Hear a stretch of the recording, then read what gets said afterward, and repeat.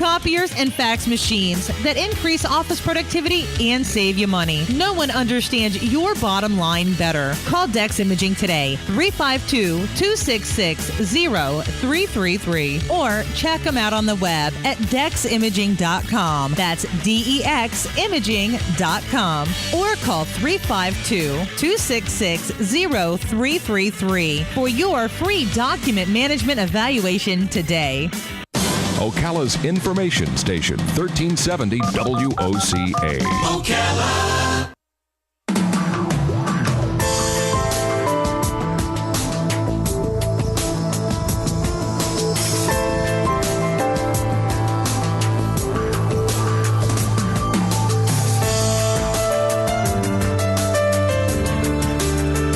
All right, 5 minutes after 10 o'clock. Thank you for tuning in. I'm a fan of Anthony Bourdain. If you know who I mean, then you probably know why I'm a fan. He lives a life that I guess everybody would like to live. He travels all over the world, right? He eats food. He doesn't get fat ever.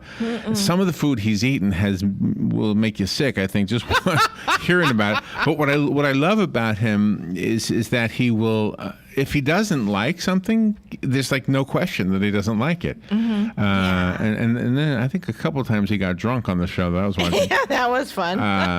But anyway, it's always been something I thought I'd love to do. You know, I'm a fan of Samantha Brown also. I don't know that she does the show anymore, but she used to do something similar. Hers was more about the hotel rooms, etc. But she would travel, and she would also, if she had a bite to eat, and the person who prepared it was not like within hearing range, she would be real honest. Right. I saw her face one time. She was eating something that she didn't look like she liked, but the guy was like right there. Yes. Oh, this is great. And I thought, no, you're lying about it, right? Bob Hemphill is on the phone. He has, gosh, what a career. He's the founder and CEO of AES Solar Power, which I don't think we're talking about that at all. I think we're talking about traveling and eating. Yes. He's a senior policy official at the U.S. Department of Energy, the deputy manager of power at the Tennessee Valley Authority. He's a competitive duck cooker. See, that's why he's on Duck here. cooker. I've not heard of that. I got to find out. And his book is called Dust, Tea, Dingoes, and Dragons, Adventures in Culture, Cuisine, and Commerce from a Globe-Trekking Executive. God, I'm jealous already. Bob Hemphill. Good morning, Bob. Good morning. How are you? I'm all right. Where are you? I'm in San Diego at the moment. Oh, my goodness. Thank you for getting up early to be with us. Yeah, it's a pleasure. I'm delighted to be on your show. You said at the moment. Are you visiting there or do you live there? No, I moved out here about a year ago because it's always 72 degrees and it's a perfect climate. So when did you start traveling? With all these career credentials, were you always traveling? Probably about 25 years ago when we started. The company we started, which was a power company, had done power plants in the U.S., and then we decided to become international, and I was the guy who's got the black dot, and so off I went. The guy who got the black dot. What does that mean? Oh, so you chose? It was like a lottery. All right. So do you live the life of Anthony Bourdain? I certainly used to live the life of Anthony Bourdain. I've been to more strange places and eaten really uncomfortably weird things. Really? Did you ever eat the cobra heart? No. No. Did you ever see that episode where he did that? No, I'm sorry, I didn't see that. It was It's awful, just horrible. It was still beating. It was terrible. Yeah.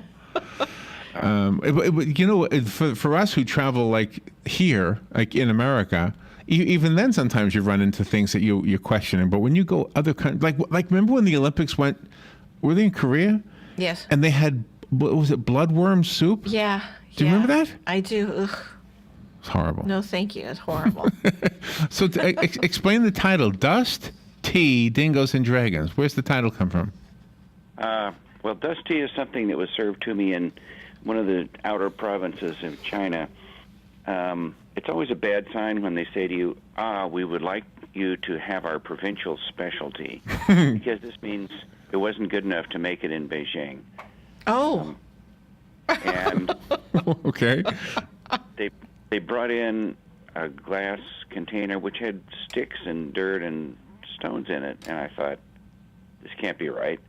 And sure enough, they mixed it with hot water, and they served you what looked like a cup of relatively thin mud. And so I drank it. Oh. It tasted pretty much like dirt. Oh, God. Would it have been considered rude if you didn't drink it? Well, yes, it was, after all, the provincial specialty. Yeah, that's right. See, that's what I don't get, that whole thing. It was pretty awful, actually. So, I mean, can I ask a question about your career with solar power? Sure. Is this going to be the future? I mean, will we no longer be getting electricity from power plants and be providing? I mean, I don't know if it's immediate, but do you see it anywhere down the road? I'm not a missionary. I'm not an advocate. I'm just a business guy. But the progress in solar power has been dramatic in the last 5 or 6 years. It's going to continue, and you're going to find that, I don't know how long, 15, 20, 30 years, all the coal-fired power plants will have been phased out, and everything that comes through your wires will be coming from either wind or solar or maybe some other sorts of renewable power. Okay. Well, because this morning there was this news article about this rocket that went up, and the solar array opened up and it was working fine. I was thinking, isn't that cool? I mean, why don't we have the solar array on our cars? Mm-hmm. There are some cars that have that, and you will see more of that as the panels get more and more efficient, so that you can put smaller amounts, or you can make more electricity from the same size panel. Have you found that when in your book, it's such an intriguing title, and when you do Adventures in Culture, have you found one or two items that have been embraced by every culture that you've experienced across the years? Well, most cultures embrace money, so that was There you go. fairly straightforward. Isn't that that's interesting? That's pretty insightful also. Yeah. All right. So when you go on the trips, that I want to kind of live vicariously through you during the next part of this interview, if you don't mind. Where do you go? How do you choose where to go? And do you have a preferred way to travel? Do you like the train at all? I've got this fantasy of taking Amtrak somewhere. I want to do this. I don't know why. I just have it. The Amtrak is terrific. Whenever we were based in Washington and we went to New York City a lot because we were looking for money, we always took Amtrak. It's just crazy to fly that short a distance and deal with New York airports. And the trains in Europe are terrific. I took the trains in Europe whenever I could. Less so in Asia. It's more dicey and more difficult, and it's harder to understand. When I read European opinions about American like our Amtrak, they always make fun of them, like ours are primitive compared to theirs. Is that true? Well, I wouldn't say primitive is fair, but we're probably 10 or 20 years behind the technology. They have very, very fast, very nice trains in Europe. And we haven't spent the money yet to improve the railroad roadbed so that we can have that same quality of service. Oh, really? Oh, when you talk about dingoes in your book, did you have any confrontations with them? We did at one of our power plants in Australia where the dingoes, bothered us during construction, but we finally put up an electrified fence, and the dingoes were dumb enough to run into it, but not a second time, so that finally worked. They're mean-looking animals, though. Yeah, because they don't bark, right? I mean, they're just silent. Dingoes? Well, that's an overstatement, but they're not particularly noisy, and they're kind of stealthy. Uh-huh. Oh, gosh, that must have been scary for you.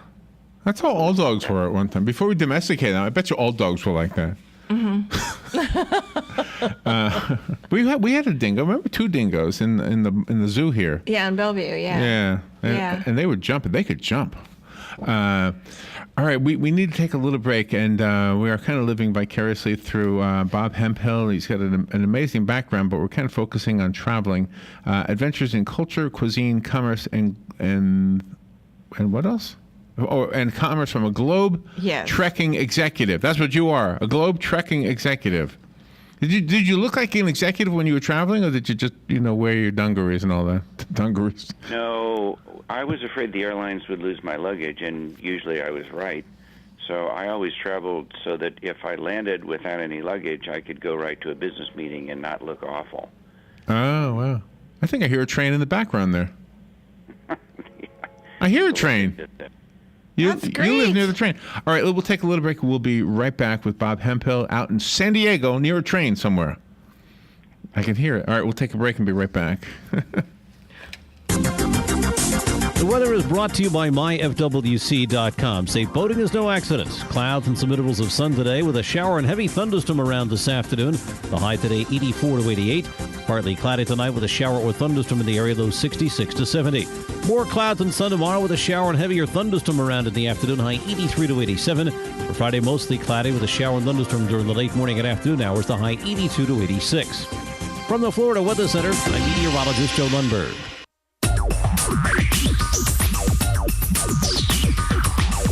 Whether you're building it up or knocking it down, get it done, rent it now. Sunbelt Rentals is here to make your job a little easier. Our knowledgeable staff will help you find the right equipment for any job, big or small. Did you know that Sunbelt Rentals carries heaters, air conditioners, generators, lighting, traffic control, and so much more? So whether you're building it up or knocking it down, we've got the equipment you need. Get it done, rent it now.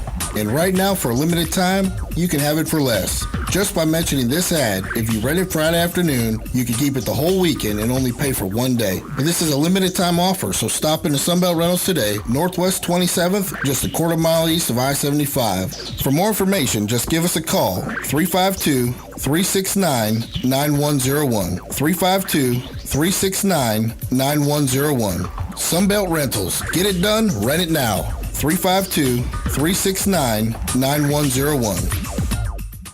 Here's what you may have missed on the John Tesh Radio Show.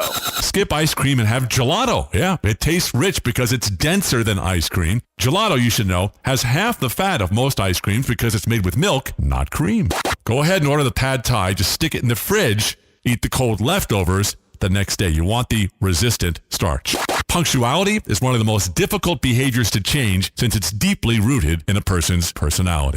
Intelligence for your life on the John Tesh Radio Show. Don't miss this stuff. All right, 60 minutes after 10 o'clock. Thank you for tuning in. On the phone is Bob Hemphill. His book is called Dust Tea. I was putting a comma after the word dust, so I was reading it wrong. It's Dust Tea, Dingoes, and Dragons. I think it's the first book I've ever spoken to an author about that when I went to Amazon, I saw 5 stars, 5 gold stars. So, and this is not with like 2 reviews, like from his mother and his sister-in-law. Mm-hmm. It's 66 customer reviews, and he's got 5 stars on average. I think there's only a few that gave him 4 stars and nothing lower than 4. You know, one of the things I was thinking about is I want to make sure we let the listeners know about the book. This is actually letters you wrote to your dad? Mm-hmm.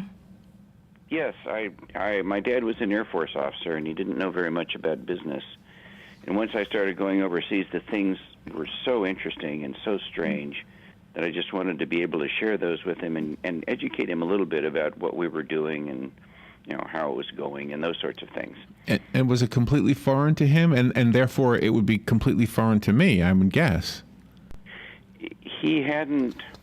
He'd traveled. He'd been a fighter pilot in World War II. He'd been stationed in the Pacific, and we lived in Japan. So he liked the traveling part, but he didn't understand at all the business part.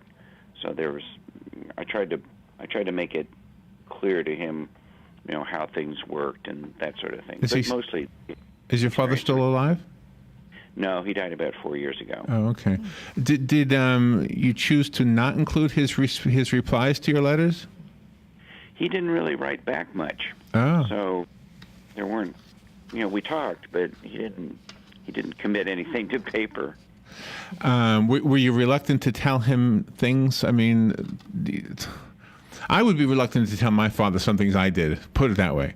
But my son has a different relationship with me. He'd tell me, I think, anything. At least that's what I think. But were you reluctant at all to share things with your father? No, there's not anything that I was doing that seemed that I would have had any hesitation telling him. Oh, really? Because, like, if I went to, like, a burlesque show or something like that, I don't know, and Dad, I went to see the stripper, I don't think I would tell him that, you know, that kind of thing. Well, it's a possibility. Now talk about entertainment. When you traveling, did you involve, because these were business trips, but did you veer from the business part of it and do some fun things, like entertaining things? When we had time, I would, go to some of the cultural locations. But mostly, your days were so full that when the day was over and you'd finished your last banquet with your people that you were meeting with, you really wanted to just fall in bed and. Oh, really? I like some of the occurrences that happened. Very, very humorous. You say something about Islamabad hotels. Oh yeah, we just finished an interesting deal in Pakistan, and we wanted to get the team together and have a little celebration. We were at the Marriott Hotel in Islamabad.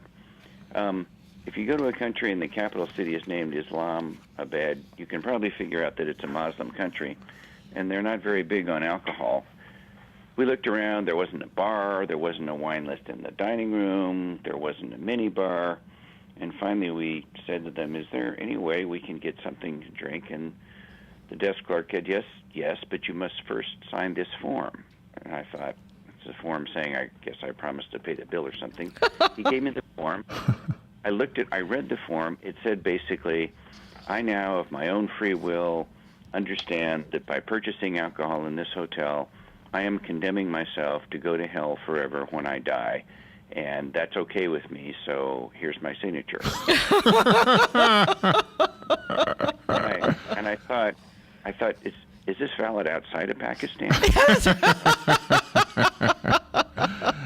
So they don't go to hell for selling it to you, for taking your money. Right, they don't know. So I said, well, shoot, okay.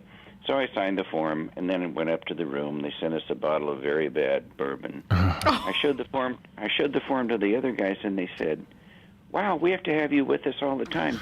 You're now the designated infidel.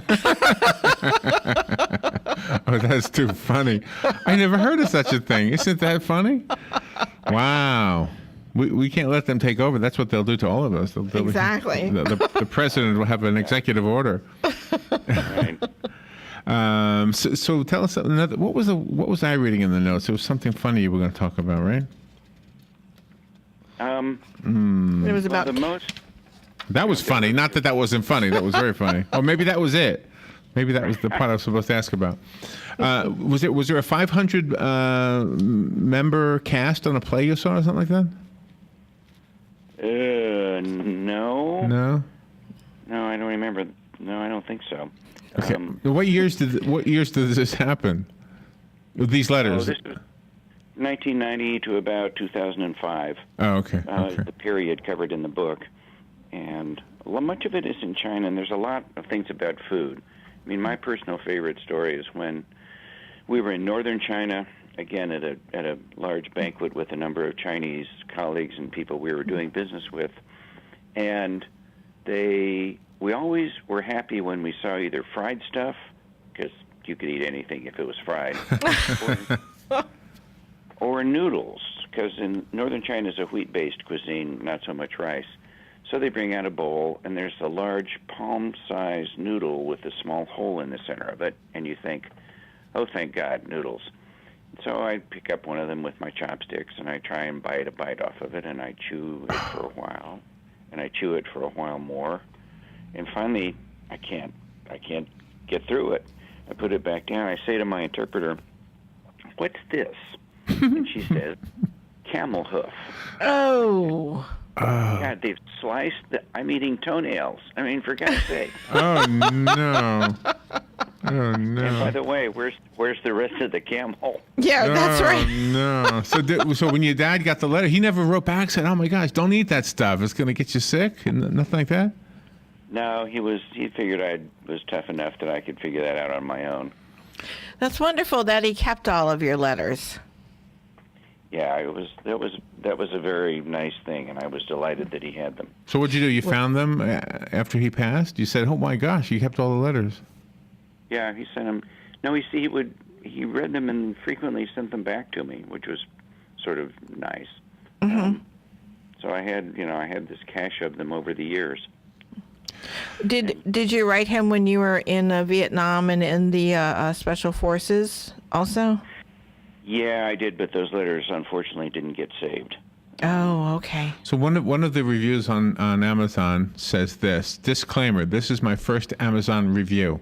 That's how much I like this book. Hemphill is wickedly fun. Did Travolta write this? He uses the word wickedly. Yeah. As an entrepreneur and an academic who also has traveled the world, I found this book insightful and pragmatic, all wrapped in serious, laugh-out-loud humor, purely entertaining. Wow, that's a nice comment. Yeah, there's some very nice reviews in there, and I only wrote about half of them. So you went to a passion play. That's where the 500 performers is mentioned. True. The Oberammergau Passion Play, which is all in German and takes about 8 hours. Oh, yeah. Wow. And you kind of know the plot. Right. Yeah, you sure do. I really like we had a film festival here for the past 4 days in our community, and you had one of your quotes really struck home. You said, "Can you really claim to be in the movie industry if you don't dress all in black, have a small ponytail, wear an earring, and have an idea for a screenplay?" Because it seems like most of the people that attended the film festival were dressed exactly the way you're describing them. Yes, when we dabbled in the movie industry, it's always a surprise when you see people who live up to the cliche that you expect of them. Mm-hmm. I mean, it was astonishing. I mean, everybody that we met, whatever their role in the movie business, they had a screenplay. They had 20 killer minutes in the can. I mean, right? It was really odd. So I want to ask you something. I've had very little business travel in the same way that you have, but I have had a couple, and I remember this statement being told to me. I went to a meeting in Toronto, and was in an office, and then I met the same guy in Miami at a poolside. And it was at the poolside that he agreed to do business with me. I just want to give you that example. And he said to me, and I said to him, I can't believe it. I mean, I'm closer to home here in Miami. I was in a suit, but he was in a bathing suit. Of course, I didn't know it was going to be at a pool because I was just a nervous kid trying to get somebody to like what I was doing. But anyway, he said, well, yeah, more business is always done around the pool than in the office. Mm-hmm. Is that true? I mean, is more business done like in the casual settings? There's a lot of business that gets done over lunches and dinners. That part's true. I haven't done any business around a pool, so obviously I missed something important. I'm always too distracted looking at the girls, really. Of course, you guys. Man. You're a real guy. You said and that. You never went to the burlesque, huh? No. You said that when you went to the movies in the Czech Republic, that they had bacon-flavored popcorn. They did. We bought a small cinema in the Czech Republic, which was a wonderful investment. But the whole theater smelled like bacon because of the bacon-flavored popcorn. Mm-hmm. I thought it was wonderful. I couldn't figure out how to get any back to the United States without having the customs guys confiscate it, however. Oh, yeah, for sure. I don't know how many of these letters on Amazon you wrote, but you are getting rave reviews for being funny, and I think the interview is proving that. Bob, how do we get the book? Amazon is obviously one of the places. Did you do an audiobook of this? There's an audiobook underway. It will be done probably in a couple of weeks, and it'll be up on Amazon as well. Are you voicing it? No. The advice that they give authors is do not read your own book. Get a professional. I don't know. You sound perfect. You would be fun. I would love to listen. You've got a comedian's kind of sense of humor or something. You've got, what was that guy? The guy who always has a very dry delivery. Right? What was his last name, right? I think so, yeah. So that's how we get the book. And do you have a website of your own? Yes, it's rfhemphill.com, and there's some blog stuff on there and other sort of interesting stories and those sorts of things. Not hugely serious stuff, just interesting stuff. Oh, and there's a Kindle version too. I can get this on my Kindle. Yeah, I like that. All right. Well, Bob, it's a real joy to get to know you. Thank you for being on the air with us today. Well, thank you, and thank your listeners, too, for paying attention. I appreciate it. The book is called Dust Tea, Dingoes and Dragons, and go to Amazon to get it. Look up R.F. Hemphill. Is how you listed on the book, right? Yes. And also his name, rfhemphill.com. Thank you, Bob. That was fun. Great. Thank you. We'll be right back.